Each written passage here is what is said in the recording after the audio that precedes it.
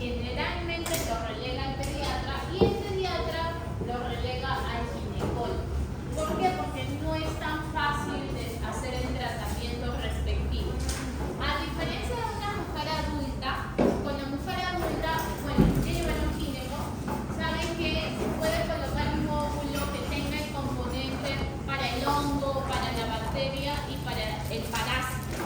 Sin embargo, las niñas no usamos los óvulos, usamos el tratamiento específico de lo que lo está ocasionando. Si hablamos de conceptos, vulvitis solamente se va a referir a la inflamación de la vulva. Vulvovaginitis va a estar asociado a la inflamación de la vagina ya con el flujo vaginal. Y vulvovaginitis, una inflamación de la vulva más la inflamación de la vagina acompañado de secreción vaginal. Ahora, hay que saber que desde microbioma vaginal a nivel de las recién nacidas, a nivel del la puber, a nivel del adolescente, el pH es distinto, va cambiando, las células estrogénicas también van cambiando. Por ello es que hay cierta predisposición a que puedan tener con mayor énfasis el proceso del mismo flujo vaginal. Entonces, ¿qué significa microbioma vaginal? Significa la adquisición del microbioma vaginal que ocurre muy temprano en la vida, que se da mediante el parto vaginal. El neonato se va a exponer a microorganismos del canal del parto y va a adquirir una microbiota inicial de la vagina y del tracto gastrointestinal de la madre. La flora vaginal normal tiene que tener un equilibrio, ¿ya? Las bacterias que constituyen la microbiota vaginal tienen una función clave en el mantenimiento del microambiente vaginal, que va a regular el pH y va a limitar el crecimiento de microorganismos patógenos. Si hay un desequilibrio es donde procede a haber vulvovaginitis. La microbiota vaginal normal en la infancia comprende de anaerobios gram positivos, de anaerobios gram negativos y de aerobios gram positivos. Dentro de los anaerobios gram positivos encontramos la bifidobacteria en mayor proporción. Dentro de los anaerobios gram negativos, el bacterioides. Y dentro de los aerobios gram positivos encontramos al enterococo fecalis, también tenemos al streptococo viridalis. En la recién nacida hay leucorrea fisiológica y esto es normal. ¿Por qué? Por un traspaso de hormonas a nivel de la madre hacia el recién nacido. En la recién nacida, el epitelio vaginal se encuentra estimulado por los estrógenos maternos, que va a durar aproximadamente 6 semanas. Y eso va a hacer que produzca leucorrea y también el aumento de las mamas con la secreción láctea. El pH del recién nacido va entre 4 a 5 y va a tener predominantemente lactobacilos. La vagina está cubierta por un epitelio escamoso poliestratificado. Sin embargo, en la prepuber ya hay una caída de estrógenos maternos, ya no hay. El epitelio es distinto. Aquí es hipoestrogénico, en el cual hay una atrofia del epitelio vaginal, del epitelio cuboidal, ausencias de lactobacilos comparada a la de recién nacido, y el pH aquí es alcalino, de 6.5 a 7.5. Hay un adelgazamiento de la pared vaginal y también hay falta de vello púbico. En la infancia, pacientes prepuberales, la infección suele empezar en la vulva y se va a extender secundariamente a la vagina. ¿Por qué? Porque la piel vulvar es más susceptible a irritación por la misma falta de estrogenización y por ausencia también del desarrollo de los labios mayores. En las adolescentes, estos estrógenos ya van a producir un engrosamiento de la mucosa vaginal y de los labios, así como la acumulación de glucógeno, haciendo que la coloración se vuelva un poquito más oscura comparado al del prepuber y de la lactante. El pH vaginal ya es ácido y hay un mayor desarrollo del vello pubiano. Además, en los adolescentes puede haber inicio de actividades sexuales. ¿Cuáles son los factores predisponentes a que esta paciente pueda tener secreción vaginal o vulvovaginitis? Que los genitales estén poco desarrollados, que el raje perineal sea corto, es decir, entre el ano y la vagina, el ambiente hormonal sea hipoestrogénico, poca cantidad de estrógeno, ausencia de pH vaginal ácido, mala técnica de limpieza y estadísticamente se ha encontrado asociado a personas o niños que tienen diagnóstico de constipación, parasitosis y hiporrepetición. Otro que nos falta aquí es obesidad. Hay niñitas que tienen las piernas un poco anchas, las niñitas que son obesas y suele generar un caldo de cultivo para generar un poco más de secreción vaginal, que puede ser un caldo de cultivo bacteriano. La constipación, ¿por qué? Porque la limpieza, al estar más tiempo las heces en la zona del ano, la limpieza incluso juega en contra en las niñas entre 3 a 5 años, suelen limpiarse de atrás hacia adelante y eso genera que haya translocación o más que todo migración de las bacterias. Parasitosis intestinal, porque los niños suelen rascarse con las manos y suelen llevar estos patógenos hacia la zona vaginal. Y repetición, porque estamos con la orina muchas veces contenida o de pacientes que pueden también estar usando pañalitos, ¿no? Pero más está asociado a niñas más grandes. Los factores predisponentes, también hablamos de productos irritantes locales, a veces las mamás les colocan talco, colonia, ¿no? Cruzas bastante sintéticas y apretadas y eso genera pues el aumento de las bacterias. El estado inmunológico con genética también está asociado, es decir, mamás que tengan procesos de vulvovaginitis a repetición también se ve alterado por genética, que puede hacer que la pequeña también tuviera. Manipulación, estamos hablando de rascado mediante parasitosis que les había mencionado o la migración de las heces. Menor protección del introito vaginal, un ambiente hipoestrogénico, pH alcalino, proximidad anatómica del ano y enfermedades antecedentes de enfermedades respiratorias. Es decir, una niña que ha estado con procesos respiratorios, ha estado cogiendo los mocos, ha estado sacando los mocos y luego empieza a cogerse la zona vaginal. Entonces hace una migración de bacterias. ¿Cuál es la etiología? La etiología es múltiple, es variada. Puede ser malos hábitos de higiene. No solamente la niña que no se está lavando, sino también más asociado a la mamá que está lave con jabón constantemente.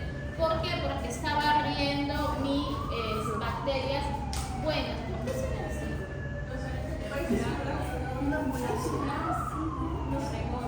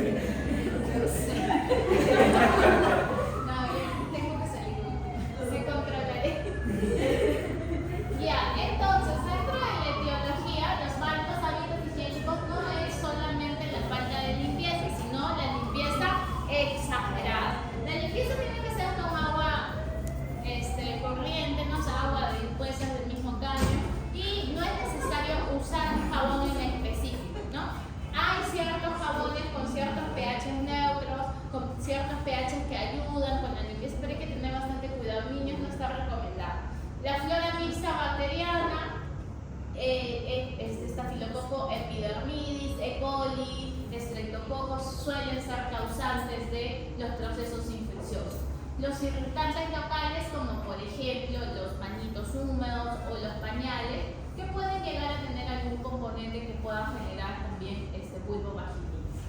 El cuerpo extraño, una de las causas más frecuentes en niñas, ¿no? Que felizmente suele ser detectado a tiempo, no se pasa mucho tiempo en una niñita que tiene un cuerpo extraño. El papel higiénico, en niñitas que fueron al colegio y suelen quedarse con todos los rastros del papel. Tapones de botella jugando, ¿no? O pequeños juguetes que también pueden ser causa. El 75% suele ser inespecífica. ¿Qué quiere decir inespecífica? Que no se llega a saber la causa, ¿ya? Y un 25% puede ser asociado a cuerpo extraño, alérgica, incluso un porcentaje vuelve a presentar nuevamente vulvovaginitis. Y ahí es donde tú ya descartaste todo y lo que haces es interconsultar en cierta forma con el ginecólogo pediatra. La vulvovaginitis puede ser de causas inespecíficas, asociadas con una flora endógena, con irritación de la mucosa, o pueden ser específicas. Este estudio fue realizado en La Habana en el año 2010, en el cual mencionaba cuánto de porcentajes está asociado a causa vulvovaginitis inespecífica, vulvovaginitis por bacterias, vulvovaginitis por hongo o vulvovaginitis ITS o infecciones virales. En niñas vemos que un mayor porcentaje suele ser inespecífica, también en adolescentes, por bacterias específicas otro 36%, por ejemplo, por hongo un 32%. Ya en adolescentes por hongo cambia, aumenta. Por ITS, bueno, en niñas por algún abuso sexual un 4%, en adolescentes ya va en aumento. Por infecciones virales en adolescentes en mayor proporción. Entonces, ¿qué me interpreta este cuadro? Que tanto en niñas como en adolescentes la mayor causa sigue siendo inespecífica. ¿Cuál es la diferencia entre la inespecífica y la específica? La inespecífica en el flujo no siempre incluso se llega a, no siempre es que lo tenga, ¿no? Puede haber lesiones ausentes, puede haber lesiones o pueden ser leves, pero generalmente tiene recidivas y hay periodos asintomáticos. En cambio, la específica es la que presenta flujo siempre, hay historia puede ser persistente y tiene periodos sin síntomas asociados a la ingesta de antibióticos. Usualmente se suele encontrar una causa, ¿no? Ya sea micótica, bacteriana o antiparasitaria. Entonces, si tengo un paciente con flujo vaginal, yo tengo que evaluar si este paciente tiene sangrado o no tiene sangrado. Si no tiene sangrado, yo puedo pensar que es mi microbioma normal o puede ser patológico. O si tengo una causa específica, que puede ser que este paciente haya tenido un antecedente de problema respiratorio por cualquiera de estas causas, como por ejemplo estreptococcus pneumoniae, puede ser que sea una causa entérica por Shigella o Yersinia, es decir, un antecedente de diarrea, o por un antecedente de ITS, ya sea por Neisseria, clamidia, tricomona, Gardnerella. Cuando hay sangrado, lo que tengo que sospechar es que no pueda estar asociado o que tenga condiloma o que haya un cuerpo extraño o un traumatismo. Entonces, ¿qué es lo que yo tengo que valorar frente a una mamá que me dice que su hijita tiene secreción vaginal? Tengo que hallar primero la anamnesis, tengo que evaluar qué edad tiene este paciente para poder ver dentro de mi fisiología que hemos estado repasando al inicio. Tengo que ver si no ha estado en las últimas semanas con alguna patología respiratoria, por ejemplo, o una diarrea, o que tenga estreñimiento o infección urinaria o parasitosis. Tengo que evaluar la técnica de aseo, que me va a comentar la mamá cómo hace la limpieza de su hijita, ¿no? Tú le preguntas, señor, ¿y cómo limpia o cómo baña su hijita? Y lo primero que se va a hacer es posiblemente ofender, ¿no? Porque te va a decir, pero yo la limpio bien, ¿no? O la baño diario. Pero hay que saber cómo es esta técnica de aseo. Historia de parasitosis y estreñimiento, y hago mi examen físico. Mediante mis estadios de Tanner puedo ver todo lo que es el mama, ¿no? Si es que esta pequeña está dentro de la adolescencia o no. Estado de higiene general y genital, se le puede hacer un examen físico a nivel de genitales, de ano, y ver si en la truza pues, hay algún tipo de mancha. Ahora, ¿cuál es la clínica? Generalmente puede haber exudado, puede haber picazón, eritema y puede incluso estar asociado a disuria. Y esto me da un un diagnóstico diferencial que puede ser y, ¿no? Puede ser un diagnóstico diferencial y puede haber inflamación o puede haber escoriaciones. Por ello es que cuando hay secreción vaginal, uno de los exámenes que solemos sacar es el examen de orina. Ahora, el diagnóstico exacto me va a decir el cultivo vaginal. La secreción vaginal se va a llevar a cultivo y este cultivo me va a decir qué agente es el que lo está ocasionando. Se puede hacer una citología o también se puede hacer vaginoscopía. Dentro de los exámenes generales que se hace el examen seriado de heces por 3, es decir, 3 días de muestra de heces para valorar si hay algún tipo de parásito. El test de Graham, que es para poder detectar el oxiuro, se pega la lámina, el Cintascosh en la mañana, a las 5 o 6 de la mañana a nivel del ano y luego se pega a la lámina. Y mediante esta lámina se evalúa si es que hay estos gusanitos o llamados también oxiuros. El cultivo de secreción vaginal, que es el examen más específico, se puede sacar un urocultivo, ya que el examen de orina a veces no es tan específico, y un coprocultivo opcional si es que estoy pensando frente a un proceso digestivo diarreico. ¿Cuándo saco la radiografía de pelvis? Cuando, por ejemplo, hay sospecha de un cuerpo extraño, ¿no? Un ganchito de pelo. Vaginoscopio, ¿no? ¿No les parece ganchito? ¿Cómo llega? Chicos, ¿quieren que...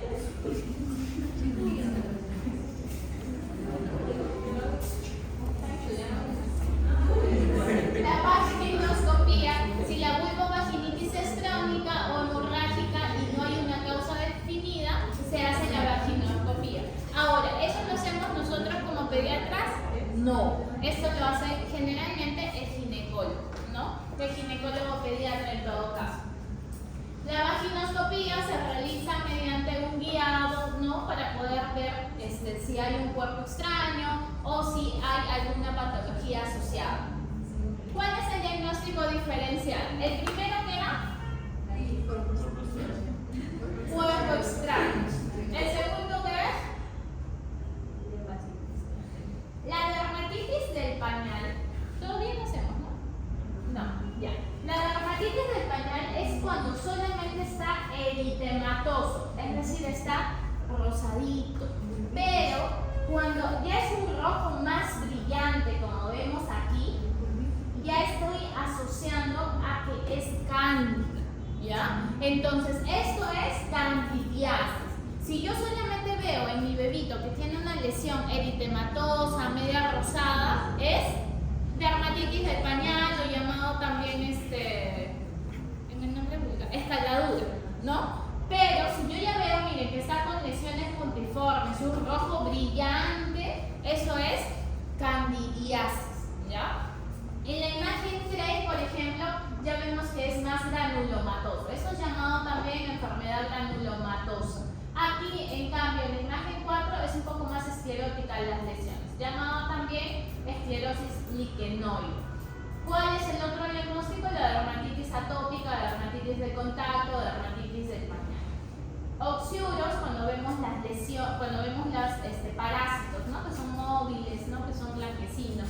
La leucorrea fisiológica, que ocurre generalmente hasta 6 a 12 meses antes de la menarquia, que suele ser de forma, como su nombre lo dice, fisiológica. Entonces, si yo encuentro, la mamá me dice, mi hijita tiene una lesión a nivel vaginal, yo lo que tengo que hacer es evaluar, ¿no? Y si encuentro alguna lesión que yo considero que puede ser, por ejemplo, el dermatitis del pañal, solamente uso emolientes o uso óxido de zinc, ¿no? Que se encuentra dentro de los nombres comerciales como Ivogloss, Imax, ¿no? Eucerin, que tiene un mayor concentrado de óxido de zinc. Si yo encuentro candidiasis, uso nistatina. Hay unos componentes que ya vienen nistatina asociado a óxido de zinc, con nombre comercial como Nistagloss, ¿no? O nistatina sol, pero es nistacin, perdónenme. Y eso se asocia a colocarle en los lugares donde está eritematoso, rojizo, hasta 3 veces al día. Ya, entonces yo tengo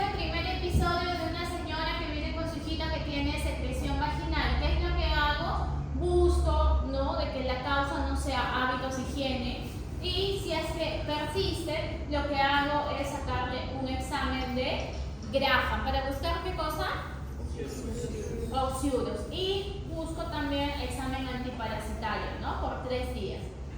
A su vez, si es que está negativo, le saco el cultivo de secreción vaginal y el antibiograma. Entonces, en este cultivo de secreción vaginal puede salir positivo y le doy el tratamiento según específico al germen que haya salido, que puede ser una bacteria.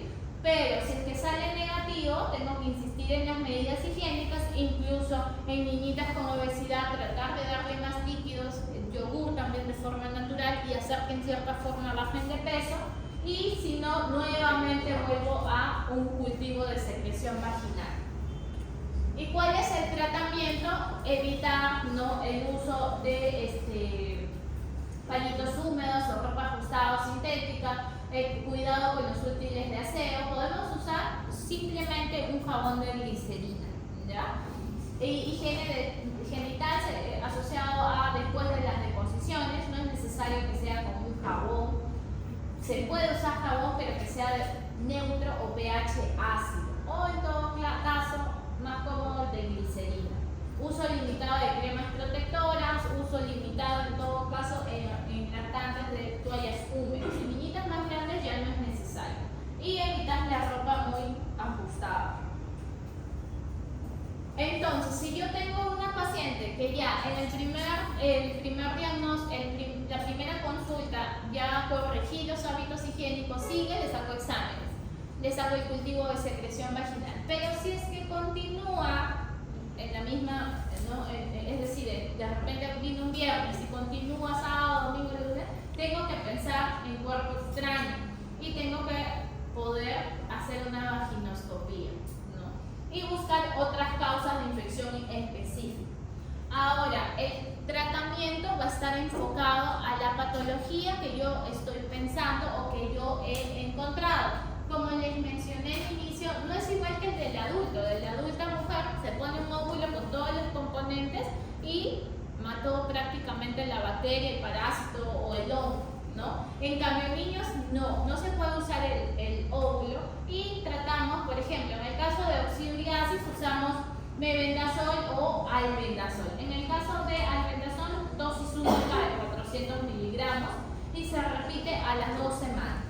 Mebendazol 100 miligramos dosis única y se vuelve a repetir a las 2 semanas. Esto viene en forma de tabletas, o también viene asociado en jarabe. Nitoxamida, que se puede usar a 7.5 miligramos kilo día, dividido por 2 veces en 3 días. Ahora, si yo tengo mi germen, si yo pienso en Streptococcus pyogenes, estafilococo, Haemophilus o Pneumoniae, uso ampicilina 25 kilos vía oral cada 6 horas, porque si fuera kilo día sería 100. Amoxicilina 20 kilos vía oral cada 12 horas, o si fuera kilo día 50. Penicilina 250 miligramos, ¿no? Si pienso en Proteus, Shigella, puedo usar el sulfamethoxazol con el trimetoprim. Si pienso solo en oxiuros, el mebendazol. Si pienso en cándida, se puede usar la crema de clotrimazol por 7 días, 2 a 3 veces al día en piel limpia y seca. Si pienso en vaginosis bacteriana, puedo usar el metronidazol. Si pienso en tricomona, metronidazol. Si pienso en clamidia, se puede usar la acitromicina a dosis de 10 kilo día. Y si pienso en gonorrea, se puede usar ceftriaxona a 125 miligramos en dosis única. Entonces, dependiendo del organismo que me sale, puedo yo usar el tratamiento específico, ¿no? Si es parásito, si es hongo o si es bacteria. Entonces, ¿cuáles serían las conclusiones de vulvovaginitis? Que es un problema bastante frecuente que viene en la mamá, pero tengo que buscar, más allá de la causa específica, buscar las otras causas, ¿verdad? Las medidas higiénicas, dietéticas, que son bastante importantes. Y una vez que yo quiera saber la causa, pues le puedo sacar un cultivo de secreción vaginal. Antes que le saco, examen parasitológico seriado, test de Graham y examen de orina o urocultivo, que sería un poco más específico, ¿ya? ¿Alguna duda?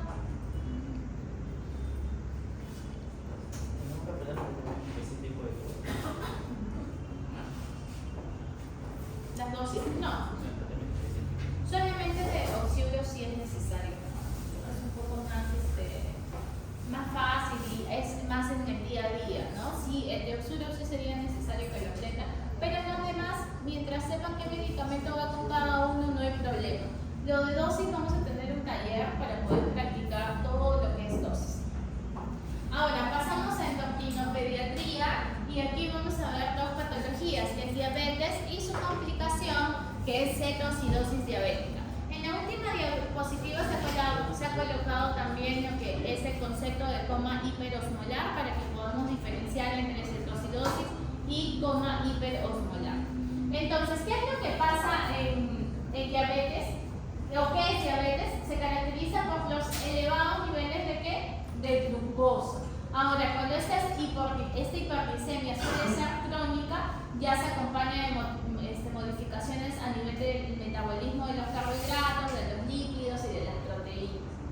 Puede ser de dos tipos. Si hay una alteración absoluta de la secreción de la insulina o relativa, o si es que hay una deficiencia absoluta, es decir, que tiene que ser insulino dependiente, que son las diabetes tipo 1, que es la que está más asociada a la edad pediátrica. ¿Cuáles son las dos hormonas que se asocian a lo que es hiperglicemia? Perdónenme. La hormona hiperglicemiante, que es el glucago, cuando baja la glucosa es la que se aumenta, y la hipoglicemiante, que es la insulina, la que va a disminuir. Entonces, entra el carbohidrato, yo tengo un nivel alto de glucosa en sangre, ¿cierto? ¿Qué es lo que va a promover? Que el páncreas me libere insulina. ¿Para qué? Para que estimule la absorción de la glucosa en la sangre, va a destruir esta glucosa, generando estimulación de la formación del glucógeno. Ahora, ¿qué pasa si mi nivel de glucosa es bajo? Lo que va a promover es la liberación del glucago, que va a generar estímulo endógeno y la liberación de glucosa en ayuno. Entonces, ¿qué me ayuda en los casos de hiperglicemia a bajar la glucosa? La insulina. ¿Y quién me ayuda en los casos de hipoglicemia a subir la glucosa? El glucago. La clasificación hay de dos tipos, hasta de tres tipos, ¿cierto? La tipo 1, la tipo 2 y la que es específica en ciertas patologías. En la tipo 1 puede ser autoinmune o puede ser idiopática. El autoinmune es más común en niños y adolescentes, en cambio la idiopática es rara. Acá tengo que hay destrucción de las células betas del páncreas. Sin embargo, en la tipo 2 lo que hay es una deficiencia por resistencia a la insulina, que la etiología suele ser desconocida. Hay mayor riesgo en personas que tienen obesidad, un índice corporal al mayor de 30, ¿no? Que suele ser 5 veces superior a que el índice esté inferior a 25. En los últimos años se ha visto un aumento bastante marcado de lo que es diabetes. En los últimos 5 años, en las últimas décadas, ha aumentado de 2 a 4 veces. Y esto es incluso del 2006, que nació en el pediatra. Después de pandemia, hemos visto que los casos de cetoacidosis diabética en las emergencias, lo que de repente en mi residentado vi un caso de cetoacidosis diabética, ahora al año estamos viendo 3 casos de cetoacidosis diabética a más. Eso significa que a futuro estos niños van a tener problemas más adelante, porque imagínense, antes no se veía, hoy en día sí vemos pacientes con cetoacidosis diabética. ¿Por qué está pasando esto? Porque estamos asociando a problemas genéticos, problemas inmunes y problemas nutricionales, ¿no? Que hoy en día vemos pues con tanta cantidad en el cual se vende dulces, ¿no? Se vende de manera indiscriminada, ¿no? Y el gobierno pues no hace mucho por ello. ¿Cuáles son las características? Yo tengo diabetes tipo 1, diabetes tipo 2 y el tipo móvil. ¿Qué significa el tipo móvil? Entra dentro de los otros tipos específicos que son defectos congénitos en la función de la célula beta tipo mono y monogénicas. Otro tipo de diabetes es la diabetes gestacional, que no es motivo de clase, por eso no lo he tocado. En la tipo 1, antecedentes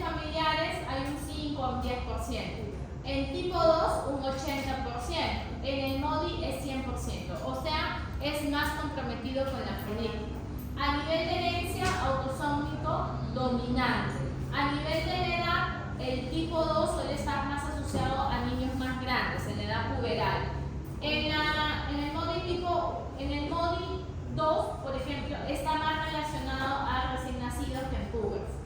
Dentro del sexo, en el tipo 1 no está asociado a ciertas mayorías, ¿no? A diferencia del tipo 2, que la mujer suele ser más predominante que el masculino. Dentro de la raza, etnia, el tipo 2 está asociado más a hispanos o afroamericanos. El comienzo suele ser más lento en el tipo 2. La duración de síntomas suele ser de semanas a meses en el tipo 2, a diferencia del tipo 1. La pérdida de peso suele ser frecuente en ambos. Obesidad suele estar más asociada al tipo 2. Acantosis nigricans, que son el escurecimiento a nivel cervical, a nivel del cuello, está más asociado al tipo 2. Hiperglicemia al diagnóstico suele ser variable. Cetosis al diagnóstico más asociado a diabetes tipo 1. Y bueno, todo lo que es el diagnóstico, que lo vamos a ver más adelante. Entonces, ¿qué es diabetes tipo 1? Es probablemente el resultado de la destrucción de las células beta pancreáticas, mediados por autoinmunidad desencadenado ambientalmente en un huésped que ya está genéticamente predispuesto. El resultado final es la insulinopenia, ¿no? Que va a conducir a la hiperglicemia y a la ruptura de los procesos de almacenamiento y de síntesis de energía celular dependientes de la insulina. La tipo 1 es una de las enfermedades crónicas más prevalentes que se da en la edad pediátrica.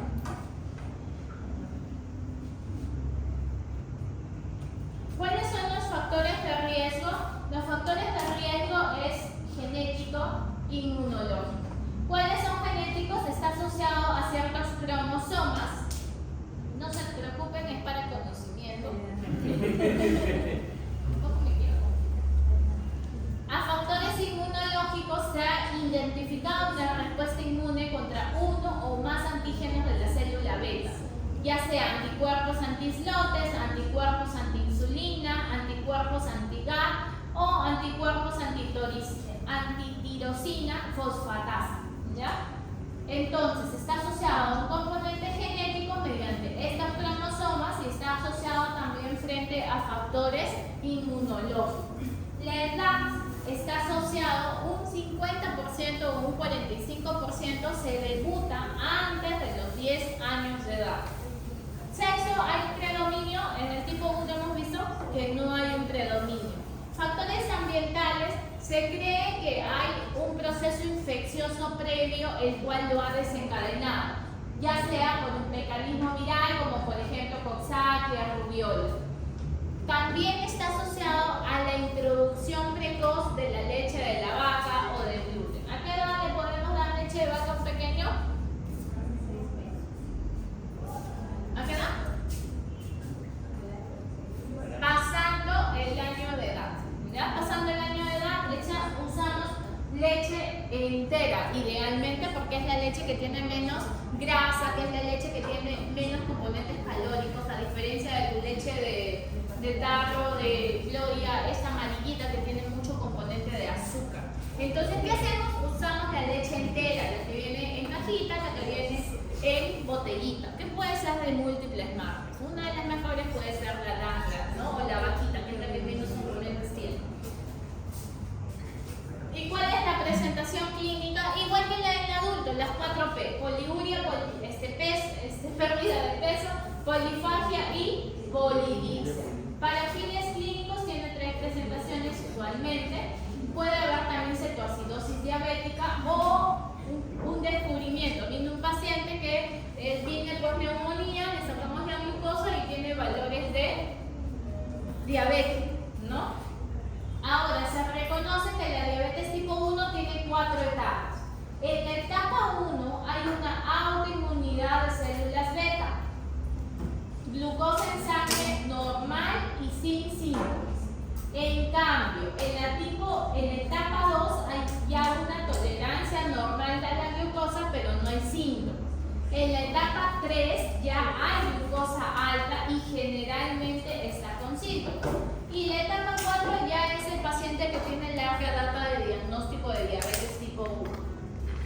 Entonces, para no olvidarnos, ¿qué hay? Pérdida de peso. ¿Qué más hay? Poliuria. ¿Qué más hay?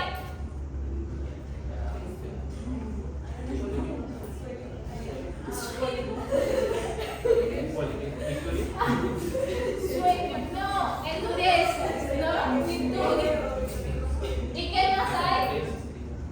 Polidipsia. ¿Ya? Ese no está muy entendiendo. Aquí está la orilla. Han usado su imaginación, ¿no? Han sido niños. ¿Cuál es el diagnóstico? Según la guía de diabetes del año 2022 por la American Diabetes Association, glucosa mayor de 126, concentración aleatoria de glucosa mayor de 200, hemoglobina glicosilada mayor de 6.5 y en ocasiones una prueba de tolerancia oral a la glucosa positiva. Ojo, aquí voy a usar factores, es necesario que memoricen los valores de miligramos por decilitro, no los micromoles, pero para conocimiento hay que saberlo, ¿no? Pero para fines prácticos solo el miligramos sobre decilitro. Ahora, ¿cómo distingo la diabetes tipo 1 y la diabetes tipo 2? Una vez que se realiza el diagnóstico de diabetes, el siguiente paso es poder determinar si estoy frente a un paciente con diabetes tipo 1 o si estoy con un paciente de diabetes tipo 2. La tipo 1 se va a caracterizar principalmente porque no hay, hay deficiencia de insulina. En cambio, en la tipo 2 hay una deficiencia que es relativa. A medida que aumenta la prevalencia de la obesidad, la incidencia va a ser mayor de ¿quién? De diabetes tipo 2. Y se vuelve cada vez más importante considerar ambos tipos. Entonces, ¿qué examen puedo yo sacar? La insulina y péptido C. En niños con diabetes tipo 1, la insulina en ayunas y el péptido C son inapropiadamente bajos en relación con la concentración de glucosa plasmática, es decir, bajos o en el rango normal a pesar de la hiperglicemia. Sin embargo, en tipo 2, la insulina y el péptido C suele ser alto. ¿Ya? Pregunta de examen, de pasito ya. ¿Cuál es el tratamiento?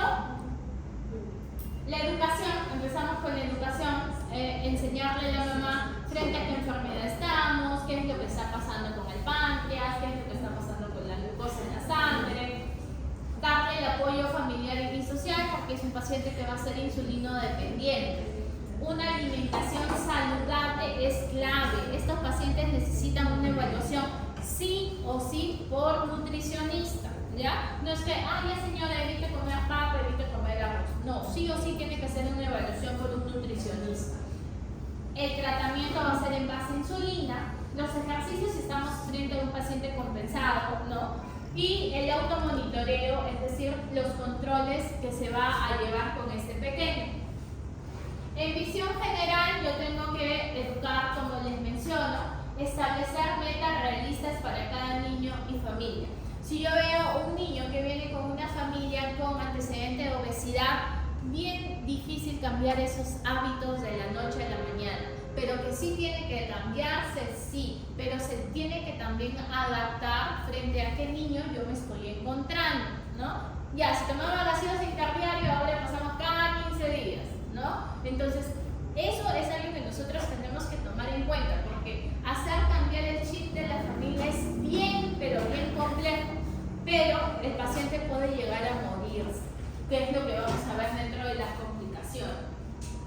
¿Qué insulinas conocemos? Ya ustedes ya saben, ¿no?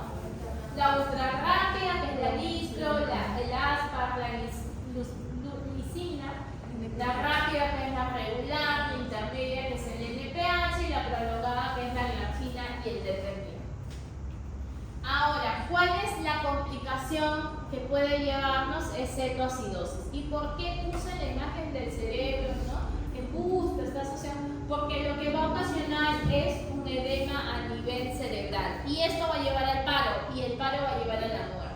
Entonces, cetoacidosis diabética es una emergencia médica que se tiene que actuar en el momento porque el paciente puede llegar a morirse.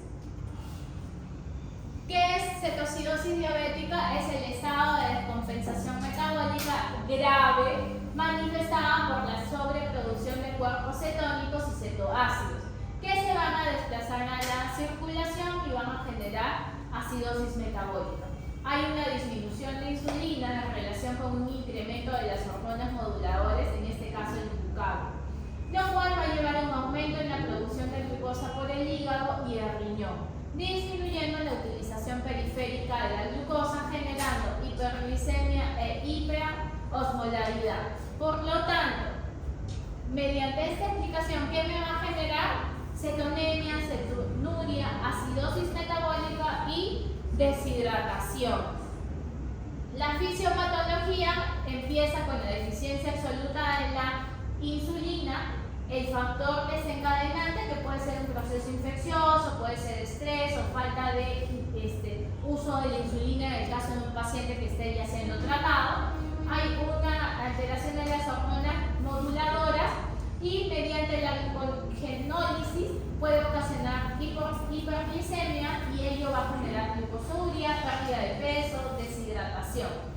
Mediante la lipólisis, los ácidos grasos van a ser libres al hígado, va a generar cetogénesis, cetoacidosis y acidosis láctica. Esto de aquí me va a llevar a una glucosuria, a pérdida de agua y electrolitos, generando deshidratación, pudiendo provocarme hiperosmolaridad, que es otra complicación como coma hiperosmolar. ¿Cuál es la epidemiología de la cetoacidosis? Fue descrita, la cetoacidosis descrita en Alemania por Kussmaul en 1874, en los siguientes 50 años, y fue responsable de más de 2/3 de fallecimientos de pacientes diabéticos, hablando de adultos. A partir del descubrimiento y la rápida introducción de la insulina por Maltin y Bess en el año 1921, la mortalidad específica de cetoacidosis descendió bruscamente. Entonces, ¿cuáles eran los factores desencadenantes? Puede ser un inicio de diabetes, puede ser aumento de las necesidades de insulina, como por ejemplo un proceso infeccioso. En un 30 o un 40% estuvo asociado a un caso de neumonía o infección urinaria, errores en el tratamiento de la colocación de la insulina, administración de fármacos hiperglicemiantes como por ejemplo corticoides, o otras causas como por ejemplo una ingesta excesiva de dulces o un ejercicio intenso con mal control. ¿Cuál es el diagnóstico? Que tenga glucosa más de 250, que tenga en mi agar acidosis metabólica, pH menor de 7.3 o bicarbonato menor de 15, asociado a cetonemia y cetonuria. Puede haber aumento del anión GAP, acidosis láctica, acidosis hiperfluorémica. Ahora, yo puedo valorar la gravedad, si es leve, moderado o severo. Mientras menos pH, mientras menos bicarbonato, mayor severidad estamos enfrentando. Aquí, por ejemplo, tenemos una diferenciación de criterios diagnósticos. Mientras menos pH, estoy frente a una cetoacidosis diabética grave. Mientras mayor hipoglicemia, no hay mucha diferenciación, ¿cierto? Solamente que sea más de 250. Bicarbonato, mientras más baja, mayor gravedad. ¿Qué más vemos? Cetonuria, cetonemia alterada. Y el paciente, mientras más grave está con mayor trastorno de conciencia. Yo tengo mi paciente con hiperglicemia en urgencia. Yo lo que tengo que saber es si el paciente es diabético y está llevando el tratamiento o si está iniciando por primera vez su episodio de glucosa alta de diabetes. Si es así, lo hospitalizo y le saco un AGA para ver frente a qué tipo de cetoacidosis me estoy encontrando, leve, moderada o severa, y el tratamiento es la hidratación y la insulina. En el caso de los pacientes con moderada severa, pasan inmediatamente a la UCI. Si yo tengo un paciente con diabetes, tengo que descartar si es cetonuria negativa, entonces yo coloco la insulina y el manejo ambulatorio, o si hay cetonuria positiva, inmediatamente saco el AGA, dependiendo. Si es una cetoacidosis severa, va a UCI, si es una cetoacidosis leve, va a hospitalización con la hidratación correspondiente. En cambio, si mi pH y mi bicarbonato en el agua es normal, lo que se tiene que valorar es que la dosis de la insulina esté adecuada para el peso o para los valores que le corresponden. ¿Se puede hallar otros hallazgos clínicos en cetoacidosis? Sí. Paciente puede no solamente estar con las 4P, sino también puede tener náuseas, vómitos, dolor abdominal.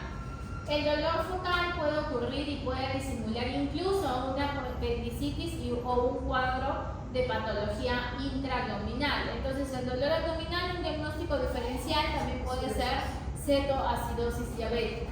La hiperventilación y la respiración profunda, llamado también respiración de Kussmaul, que representan la compensación respiratoria de acidosis metabólica. Los signos clínicos de lesión del volumen intravascular, como por ejemplo taquicardia, disminución de la turgencia de la piel, ¿no? Signos que tengan deshidratación. Hallazgos neurológicos que pueden ir desde la somnolencia hasta el coma y luego al paro.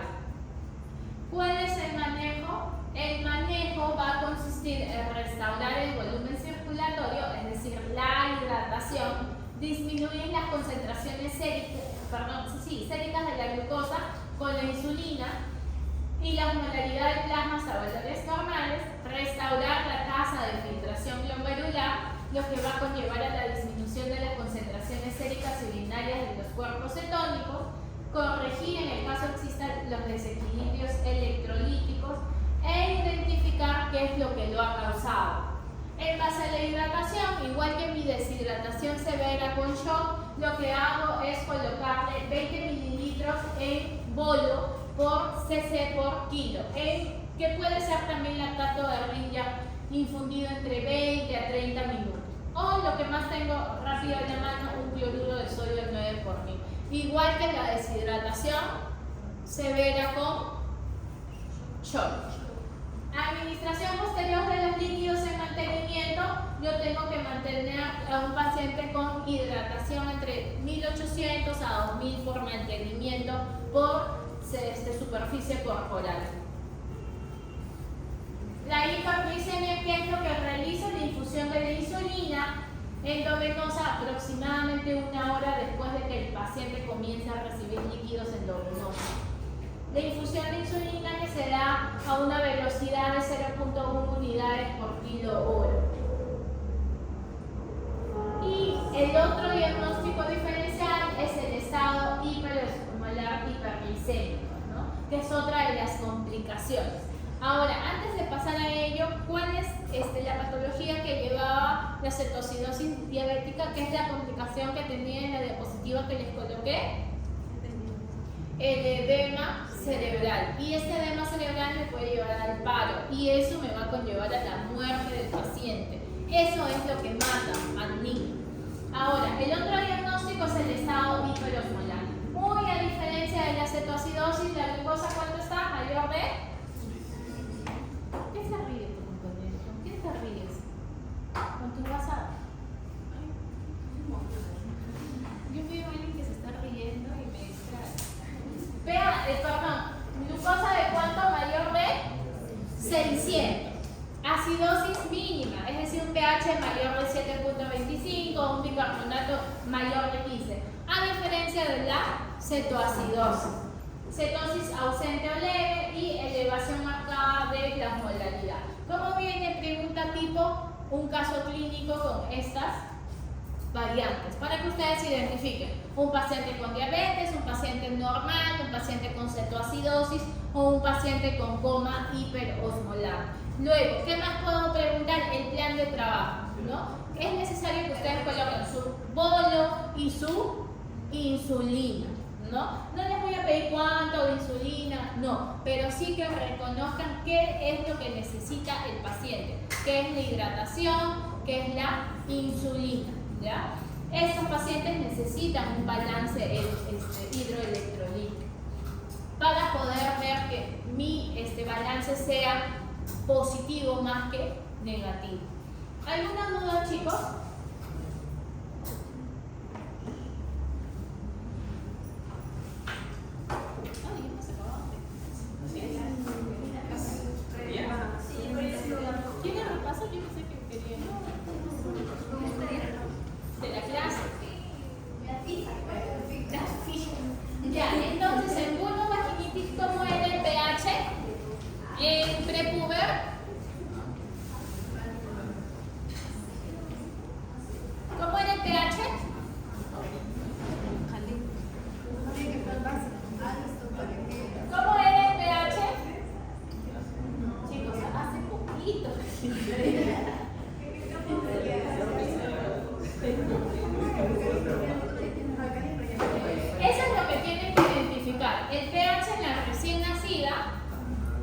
de 4 a 5, el pH en prepuber 6.5 a 7.5, es decir, alcalino, y el pH en adolescentes, que es ácido. ¿Ya? Eso es lo que tienen que identificar. Las causas, ya saben, que puede ser parasitoria, que puede ser hongo o puede ser bacteria, o puede ser también cuerpo extraño, ¿no? El tratamiento es específico, el examen que se saca es el cultivo de secreción vaginal, aunque puede también sacarse examen parasitológico seriado o test de grafo, ¿ya? El tratamiento es específico. En cetoacidosis es necesario que aprendan el cuadrito del diagnóstico exacto de cuánto es mayor glucosa de cuánto, más de 250, el pH menor de 7.2, comparado con el coma hiperosmolar. Si hay un paciente, niño con glucosa de 700, ¿no? pH, no van a poner cetoacidosis, ¿ah? Porque ya les estoy mencionando que más de 600 ya es coma hiperosmolar. Mientras más alto sea mi glucosa, más voy a pensar en estado hiperglicémico, ¿cierto? Que es el coma hiperosmolar. Mientras esté en 250, 400, generalmente asociado a cetosis, es cetoacidosis diabética. ¿Ya? Ya chicos, sé que tienen muchas cositas todavía que